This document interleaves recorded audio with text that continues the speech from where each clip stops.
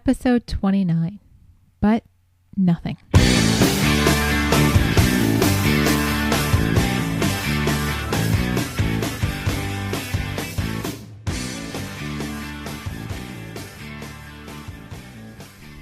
Welcome back to One Extraordinary Marriage, where we talk about life, love, and the pursuit of intimacy. You're here with Elisa DiLorenzo. And Tony DiLorenzo. And tonight we're going to be talking about making true apologies, not qualifying them. And we're laughing. What a great topic for tonight. What a great topic. Because did we come to the mics a little pissed off at each other?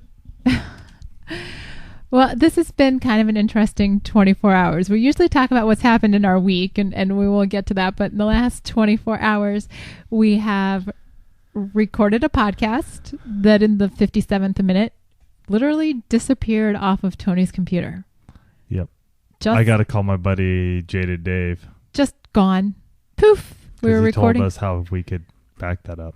Oh, that'll be a good thing to learn in the future. I got to call Mr. Dave.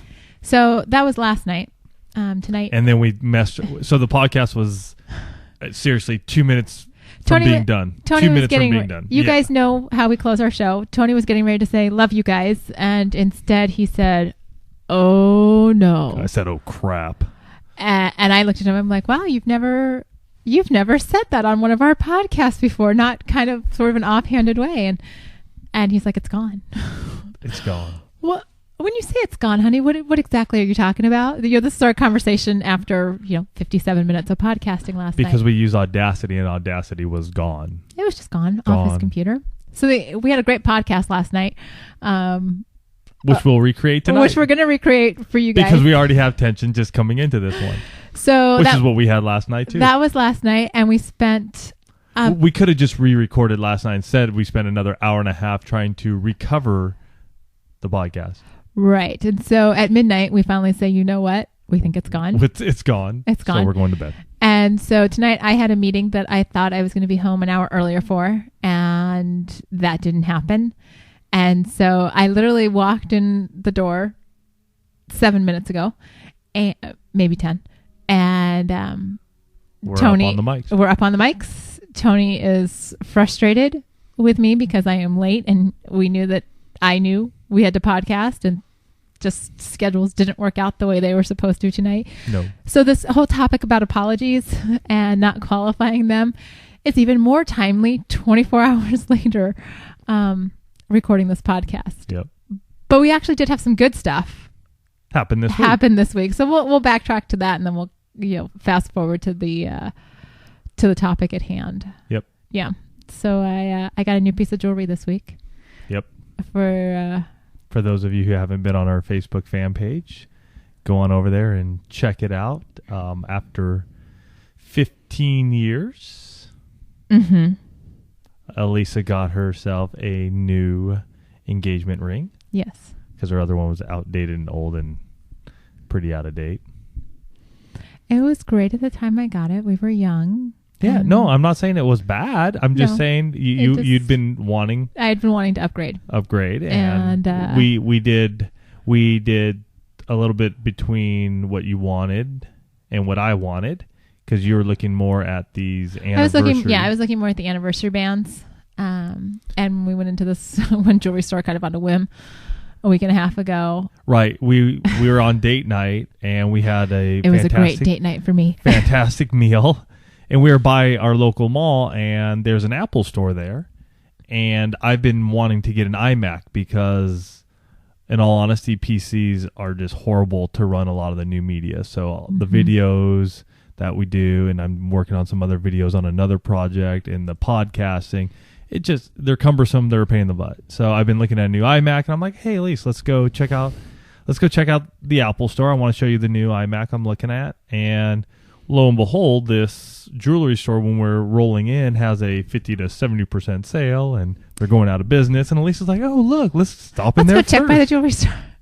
I promise we'll get to the Mac store. Right. And we weren't really looking. We talked about and discussed about getting a new ring in the future, but it wasn't really our intention to buy one. And so we got in there, and we just started looking, and our sales guy was really cool. I mean, he was really laid back, and we started talking about some things, and he was very informative, showing us some different rings, different settings, and worked through a couple different price ranges. Yeah, I mean, when the dude rolls up and it's like, hey, with the discount, that's $10,000, $3,700. I'm like, get out of here, $3,700, brother. It's like, she hasn't been married to me that long. You know what? Jeez Louise. So it was very nice, because if you've seen it on the Facebook fan page, you see that I did get my anniversary ring, but they were able to actually set my original diamond in the ring, which was something that we hadn't really talked about. And I realized as we were kind of going through the shopping process, that was something that was very important to Tony. And when Eddie, our sales guy, actually mentioned it, it made a lot of sense. And I'm, as I look at it, I'm very glad to have been able to retain the original diamond. Yeah. As part of my new setting. Cool. So we'll just keep the old engagement ring, and because they're only going to offer us $50 for it. So we said, you know what? We'll keep that. That's like an heirloom that maybe, I don't know. Maybe of course, Abby already wants it. So, Right. Abby will take any piece of jewelry she can get her hands on. Yeah, she's a little jewelry girl. So that was this past week. And what else happened? We've been dealing with some fun stuff with Tweedledee and Tweedledum. That's a very nice way of talking about our kids. Sometimes I feel like I'm in Alice in Wonderland with them. Those two. Yeah, this has been a trying week with those two. Gosh, we're all up and down and all over the place with them. Yeah. And, yesterday was by far the explosion of all explosions for us. Mm-hmm. But we also we had a couple of we had a phone call this week. Somebody called in on the listener feedback line, the 858-876-5663 line, and we're going to get to that in just a minute. But before we do that, we actually had a friend of ours come over, and Tony was taking a dent out of his car. For those of you that don't know, Tony is also the dent dude in San Diego, and that's thedentdude.com. Check out his work. He's very good. That's what I do for full-time business. Yeah. And so this friend of ours, guy that we've known, 6-7 years. 6, yeah. Somewhere in that area. Since we moved here to San Diego, we've known him almost, yeah. He's up on our website, gets our Marriage Minute Mondays, which you can also sign up for on the website. And sitting there and, we're telling him about the book. We actually, we showed him the book because the book is here. Yeah. And so that was very exciting. So if you haven't got your book, please get your book. Order your book. You can do that at oneextraordinarymarriage.com. Click on the book cover, and it'll take you right to our page. It'll take you right there. Tony's made it so easy for you guys to be able to do this. And, but so Rich was over. And, he's sitting there, and we're talking about the book, and we're talking about podcasting, and we're talking about, this and that. And he looks like us. I was listening to your Marriage Minute Monday today. The one where you sit there and you spend 60 seconds talking about stopping and smelling the roses. How's that working out for you? And it was really kind of an interesting comment. And I so appreciate him saying that. Mm-hmm. Because you guys know that we do not have a perfect marriage. We're pretty... We don't? I know. It's shocking. No, we don't have a perfect marriage. Tonight would be a perfect example of that. And there are times, we all know that we should slow down. We should get rid of the extra obligations in our lives and put the attention back in our marriages. And sometimes we don't do that. And sometimes we are able to manage all of the different things that we have in our lives and still make our marriage a priority. Right. And so when Rich brought this up, it was really a good way to talk through what's going on in our lives. And are we doing a good job of keeping everything in proper priority or in proper, what are you trying to say? Not the word, importance. Right. Or are we not? And, as a result of that conversation, Rich was here about a week ago. I realized that one of my volunteer, positions that I was doing was, while it wasn't taking up a tremendous amount of time, it was always kind of, my heart wasn't into it anymore. And it was just one of those things where I needed to make a decision that, you know what, that's an obligation that I need to step away from at this point in time. We have a chapter in the book. It's called Enough Already. And part of what that chapter talks about is saying no. You know, the fact that there are times when it's okay to quit. If you've already said yes, it is okay down the road to change your mind if it starts to become something that isn't working. And sometimes it's very healthy to say, you know what, I need to pull back from this. And, you know, it's something where since we had that conversation, Tony and I had that conversation with Rich, we've actually got a, you know, if you heard our interview with Jason and Kelly Krafsky, who wrote the book, Facebook and Your Marriage, we have an About Us date tomorrow morning. Tony and I are, you know, it's kind of a state of the marriage date, where we're just going to sit down and say, you know what, how are things going? Yeah. And we've fallen away from doing that recently as the Dent Dude started taking off again, and we just have gone busy and summer has hit and we just haven't have done that. And so, you know, we've been really good about keeping our date nights. We've been good about doing sort of the at-home date at least another 1 or 2 times when the kids are asleep. You know, we'll make sure to spend some time together there. What? Oh, I thought it must be something outside. I'm hearing like a woo. I think it's somebody's playing outside. Oh. It was just kind of a weird sound that I'm not used to hearing. And sorry about that. That's just a little aside. Because we are in the studio, a.k.a. the garage. Non-soundproof garage studio. So we've done that. But both of us, we realize that we're sort of more morning people. When it comes to the evening, we like to just sort of piddle around and do our stuff. Chill. I mean, if we're on a date, it's not like it's, you know, time for those big serious conversations. And so tomorrow we you know, blocked off some time, about an hour. I'm gonna go into work a little bit later, and you're gonna drop off the kids to Vacation Bible School, and we're gonna just take an hour before you got to jam out too, and just really sit down and talk about what's happening in our lives and where we want to go and what we need to prune and what's important right now. And I would encourage those of you, you know, if you're sensing that things aren't quite where you'd like them to be, right? Schedule a date with your spouse. Don't spring the topic on them. You know, when you're scheduling the date, say, you know what, this is what I want to talk about. Right. Just the same with us. We've already mentioned what needs to be addressed, and so we're both going in with eyes wide open. Right. No blindsiding your spouse. That's unfair. And you guys know that's not something we advocate. But, you know, set a topic. We need to talk about our outside obligations. We need to talk about the budget. We need to talk about whatever it is. Set up a date. You know what you're going to be talking about. And come with ears wide open and an open heart. Yeah. You know, don't go into this About Us date planning to ambush your spouse. Right. Unfair. Not allowed. You know, it's a time for you guys to not necessarily get on the same page, but to figure out where you both are going. Yeah. And figure out how you're getting there together. So it's important. It's definitely important. And, you know, many of us are running around, and I'm one who will raise my hand first and foremost, and I'm trying to get my hand around how much time on the computer and these electronic devices are necessary.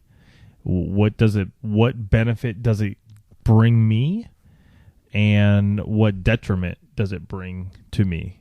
And so I think many of us are, I'm going to say, almost addicted to this social media, to the attention that we get off of the computer. And the problem with that, and Elise and I are dealing with this now, and that's why we're sitting down tomorrow and talking, because there has been some conversation and some jabs back and forth about the time that is being spent in front of the computer. And so we're going to work on trying to set up some boundaries.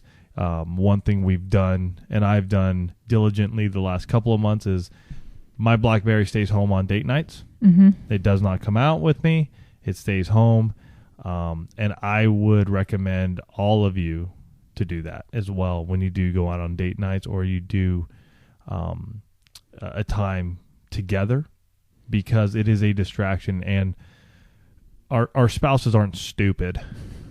I mean, we may think they are at times, but they're not stupid. And when that little chime goes off, or, oh, let me just check this, they realize we're checking out, Mm-hmm. and we're not giving them the attention that they so deserve. So, just as an aside, we do keep one cell phone with us for emergencies with the kids, but that's mine. Mean, well, keep the cheap. I mean, Elisa just has a cheapy piece of junk. It works. It works. It's actually a good phone, because I think it works better than most phones, because even mine just drives me nuts when it's trying to make a call. But for those of you that do have kids, in case you're wondering, we do take we do take the emergency phone with us, but it only gets answered if it's the sitter. Yep. All other calls, I just put those straight to voicemail. Right. But yeah, so that's kind of what's going on with us. The one phone call that we did get last week, we had talked about life insurance and its importance in your life and for the ones that you leave behind when you die. Right. And it was great. We had John Michaels call in, who's actually an insurance agent, one of our listeners and an insurance agent, and he had some great things to say. So, Tony? Hey guys, this is John Michael. I'm from Denver. I've been listening to your program for a few months. Just wanted to leave a shout out to you guys. Appreciate what you guys are doing. Listen to your recent podcast about life insurance and the importance of it. And I work in the industry. I've been doing it for about 5 years. And I guess a couple of things that I observed is there's probably, and this might sound a little confrontational. I hope it's not, because I really actually like you guys. But my experience has been there's probably really no one-size-fits-all solution for everybody when it comes to life insurance. Sometimes term insurance is good, sometimes it isn't. Sometimes annuities are good, sometimes they're not. But I would say just advice to anybody that listens to this is talk with your financial planner and do what's right, because sometimes the term insurance may not work if you're 55 years old and the insurance costs are, $300 or $400 a month in some cases, depending on your health. But sometimes an annuity is a better option at that age. It just depends on where you are in life, like I said. I've had a death in my family recently, and I've experienced all the sadness associated with that when you can't qualify for life insurance because you have cancer, and that happened to my father. And fortunately, they were able to get something through his work, but yeah, I couldn't agree with you guys more on the message. Get as much life insurance as you possibly can, in case something terrible happens. My wife and I are discussing this now, or will be discussing this, making sure we get more coverage for myself and for her. So anyway, enjoy your podcast, and we'll talk to you later. Bye. John, thanks so much for calling in, and we definitely don't take it as any type of confrontation. None at all. Actually, we're very thankful that you did call in and clarify some stuff from an agent's point of view. I mean, Elise and I give you and everybody else who listens our point of view and what we have gone through to hopefully educate you guys, inspire you guys, and motivate you guys to make your marriages extraordinary. And when Elise and I first got our insurance policies, it was a $300,000 for her, $500 for me, and with the death of my cousin's husband and moved to California and stuff, we just realized we were under insured in this area, and our agent Bruce Hoffbauer, fantastic guy, was able to up our life insurance for a reasonable price. So for us, it was worth it. But you bring up great points that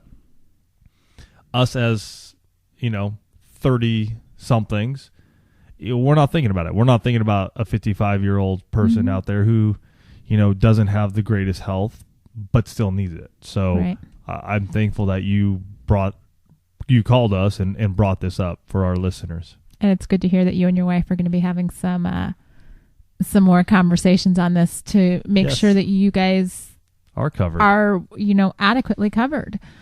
because it's definitely one of those things where, regardless of what type of policy you have, it's much better for your family not to have surprises after you're dead, to have talked through the scenarios with your financial planner, with your insurance agent prior, so that you have the peace of mind of knowing, you know what, you can look at your family every day and say, if something happened tomorrow, you guys are taken care of, whatever type of policy that means for you. And so thank you again for calling in. For any of you listening, anytime that we say something that strikes a chord, whether you agree with us or you disagree with us, give us a call. It's a 24-hour caller feedback line. You can call it any time. It's that 858-876-5663 number, and let us know. Right. We want to hear from you. We are going to play what you say on the air, because if you're thinking it, you're probably not alone. We know we've got listeners coast to coast and around the world, and you are a voice in this one community, and so we really appreciate you speaking up. I agree, and if you have topics that are that come to mind that we're not covering, please bring them up. We love hearing from you guys and knowing or learning what's going on through your mind, what's happening in your marriage. Let's discuss it here. Let's bring it out. Let's open it up. As many of you know, I mean, it's not just us. It's you, the one community that interacts with each other, and we learn from each other. Lisa and I are not stagnant. We're not all knowing. Some of the greatest stuff we get is from reading blogs, listening to other podcasts, and seeing how you guys answer some of the questions of the week on Facebook or on Twitter. It's just, we just have a medium that we enjoy talking and sharing, and we love it that you guys join us. So way appreciated. What else is going on? Our book is here. Our book. It's sitting in our garage. Boxes yes. of our books are sitting in our garage. Yep. And I want to just bring this up because starting in August, we have decided that we are going to do a small group online podcast of Stripped Down, 13 Keys to Unlocking Intimacy in Your Marriage.